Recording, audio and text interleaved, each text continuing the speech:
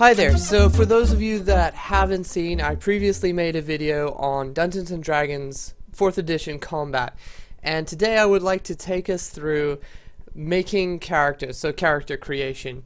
So here in front of us we have Wizards of the Coast website. It's www.wizards.com/dnd, and I'm subscribed to D&D Insider, as you can see over here. I'm already signed in.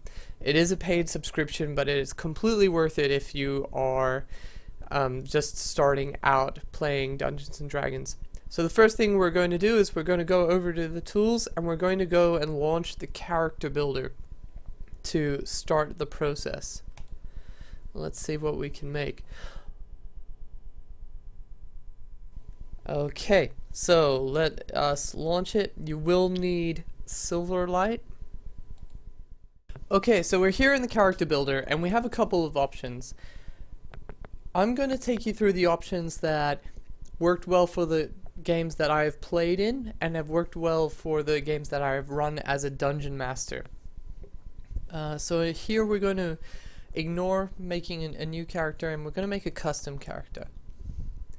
And we're going to use our D&D home campaign because that's all I play. That might be different for you.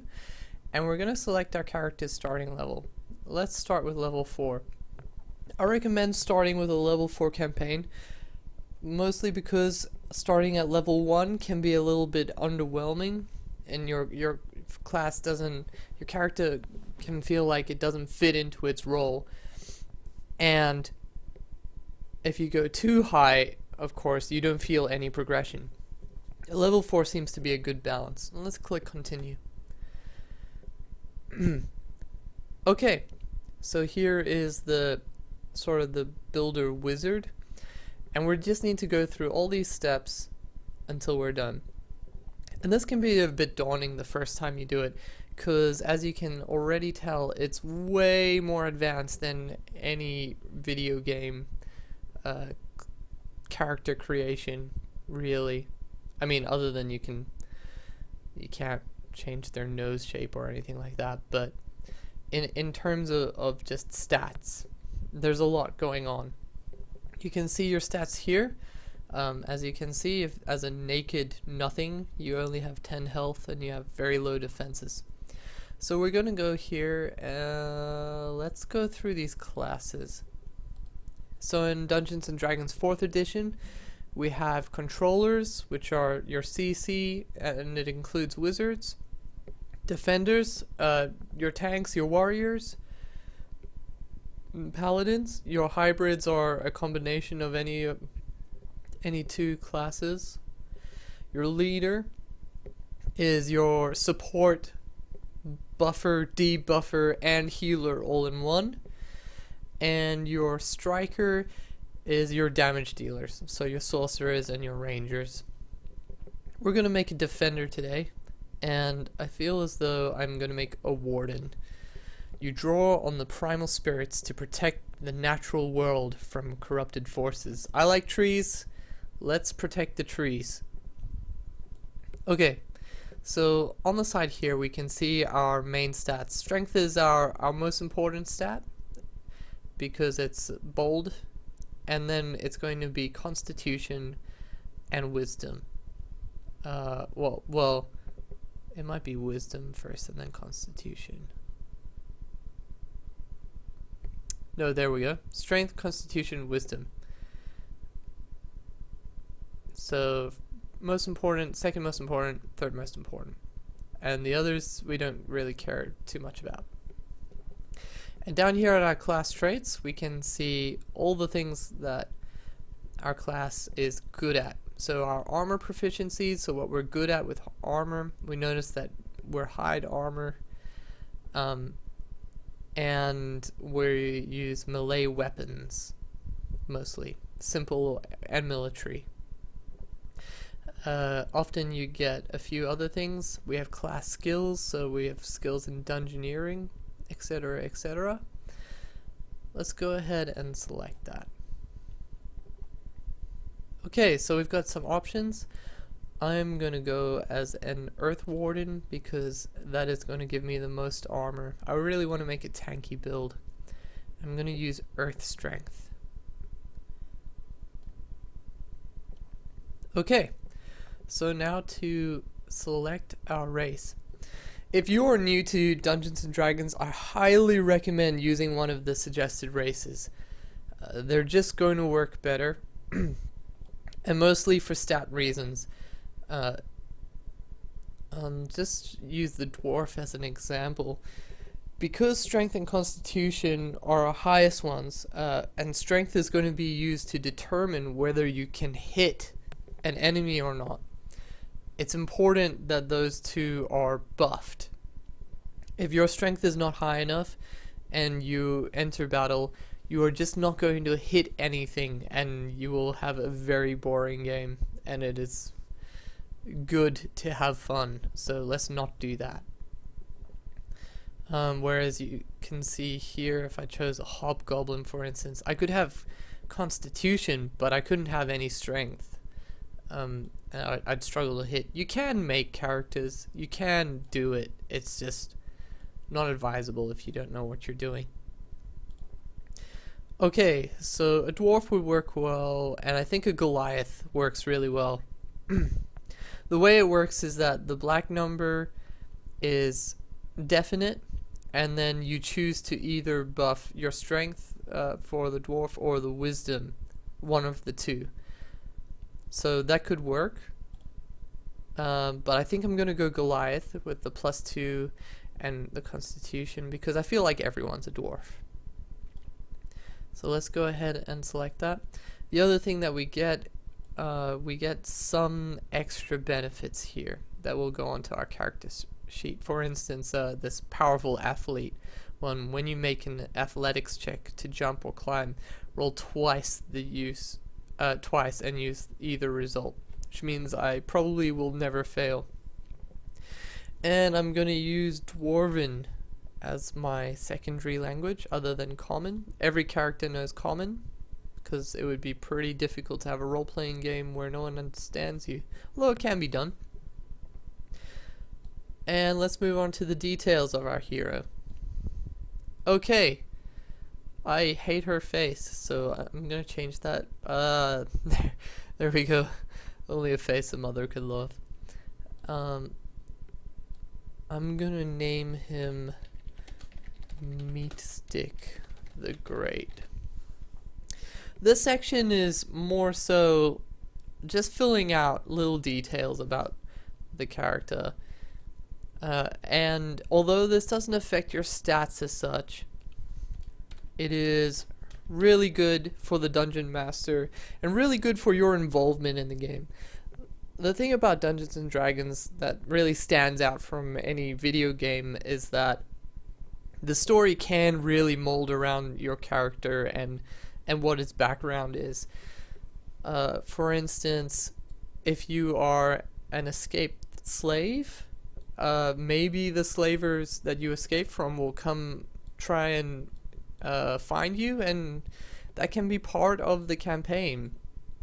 Or maybe you have a loved one that you are looking for, and maybe you can actually find them. It's really up to you, but the more you put in these details, the better it is for the Dungeon Master to include you in the game. It's gonna be 23, and I am deities. For time's sake, I'm gonna go with Caladuran Smooth Hands, because who doesn't want to have smooth hands?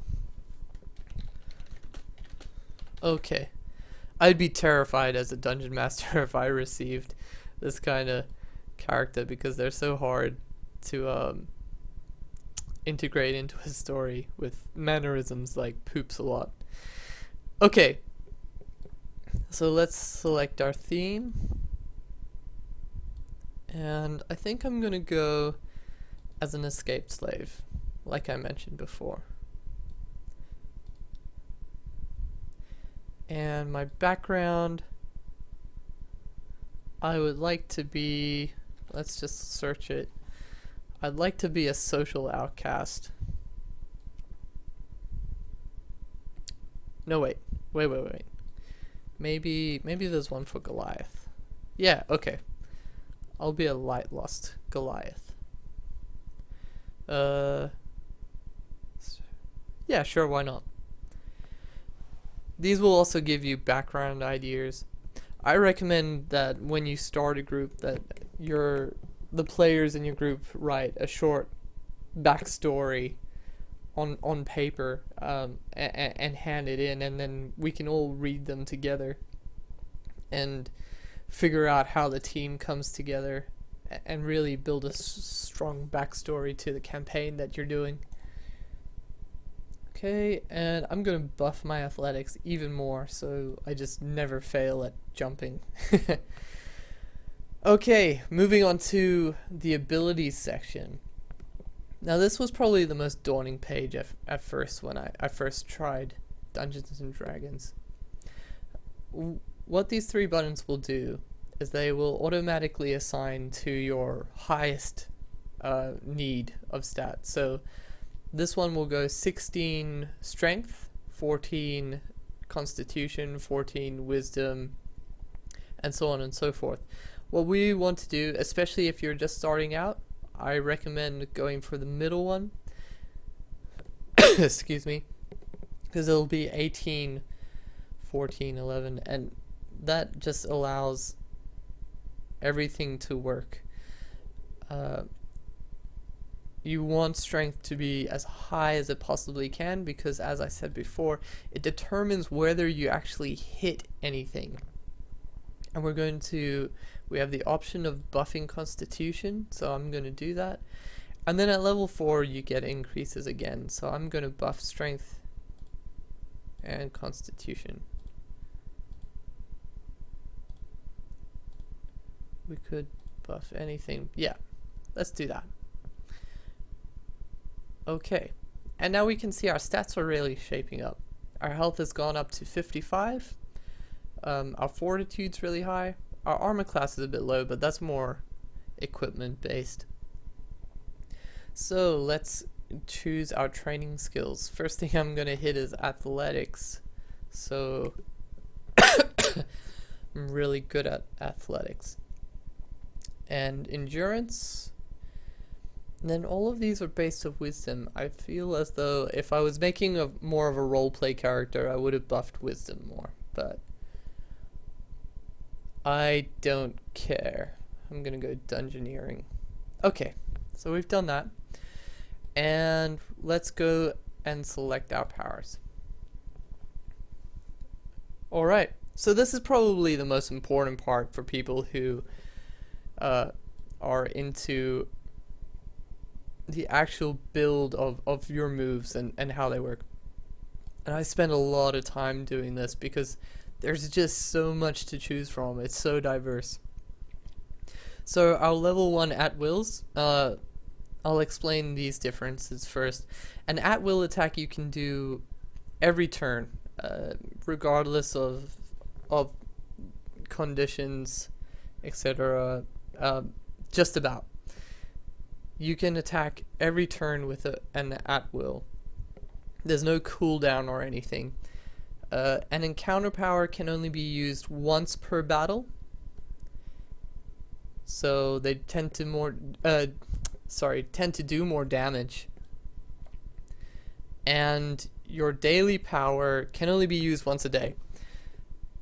You can rest after every battle if you want and get your dailies back, but that doesn't really work out because there's benefits of pushing on. Not to mention that generally if you sleep in the middle of a dungeon you'll be attacked. Well, most DMs, dungeon masters, will do that.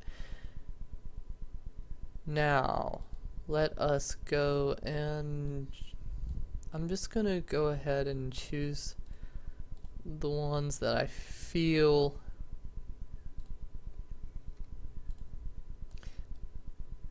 give me a really sort of tanky build.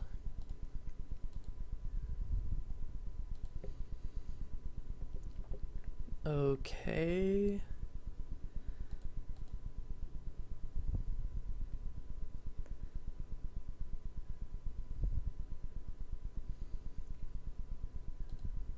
Yep.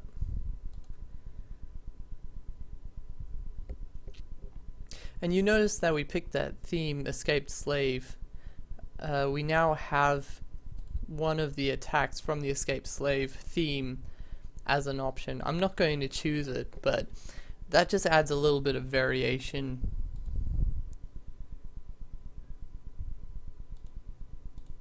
Okay. So we've chosen our powers for our level, and we can now move on to our feats. Alright, so this can take a long time. There are literally hundreds of different feats. I'm just going to do some quickly. I'm going to take toughness for some extra health. I'm really just going to go for the defensive stuff. If you know the name of the feat you're looking for, that can be really helpful. But you can see there's just heaps. I'm going to take an armor proficiency, because I know that wardens use hide armor, but later on I would like to be using better armor. So I'm going to take ring mail. Armor for proficiency. And one more. It's really worth pouring through these though. The feats can make a huge difference in damage dealing and how much fun you have, really. Let's just see here.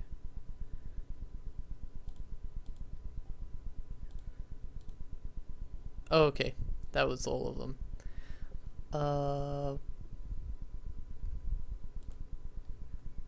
Let's choose that one. Yeah, so this one's interesting. Whenever I use a total defense action, which is one of the standard actions that any player can do, your allies adjacent to you get a +2 to their armor class, which is nice. It means I can protect my friends, which is what a tank wants to do, so I'm gonna do that. Alright, last but not least, let's get some weapons. This part is very dependent on who your dungeon master is. I'm going to show you the way that I do it in the groups that I've played in and the groups that I've run, but you need to talk to your dungeon master or collectively decide. The way we do it is we normally go add gear for me, and then we go and we remove everything except for the adventurer's kit. The adventurer's kit is basically your backpack with your bedroll and all those sorts of things, flint, rope, the kind of stuff you need for adventuring. Adventure time, come grab your friends. Anyways,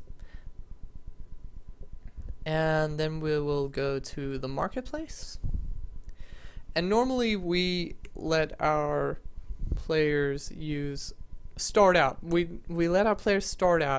with one set of armor and weapons of that level. So I've already set it here. The minimum level is 4, maximum level 4, because we are level 4. And we're going to go and get our ringmail armor that we used a feat to get. So let's see what we have here. I think we want that one so I can get resist to fire and radiant damage. That'll be handy against mages, so let's add that. Then I'm gonna go over to my shield and use my heavy shield because I'm proficient with that. I'm gonna get the Shield of Eyes. That helps me avoid being flanked, because when you're flanked you normally take more damage, but this will actually help me negate that effect. Alright, and then we're going to head over to weapons over here, and I think I'm going to get a battle axe. I'm going to get an opportunistic weapon. And there's a good reason for that. The warden has the ability to almost force opportunity attacks, and once a day it allows me to do 2 opportunity attacks, which will be really good. It's really good damage, I feel. Okay, so let's return to the inventory, and we have our things now. So we can go and equip them. I want to equip our battle axe as a one-handed weapon, our shield, and then our armor. Alright, and we're all set. Now you can see that our armor class has gone up to 21, which is really good. Well, it's not the best ever in the world, but that's pretty high, especially with 60 health at level 4 is really good. And okay, so we can move on to the next section. This section really isn't that important. I don't know why that's changed. That's not normal. Not important. If you set your experience here, yeah. If you set your experience here, if you press that button, it will take you up to the next level. Or if you set it to 0 and you press that button, it'll take you down to level 1. But other than that, that is it. You are set. You can fill these out if you want, but I don't. You can also do retraining, change some of your things, or you can just do them by going back through here once you're familiar with it. Okay, let's save Meat Stick.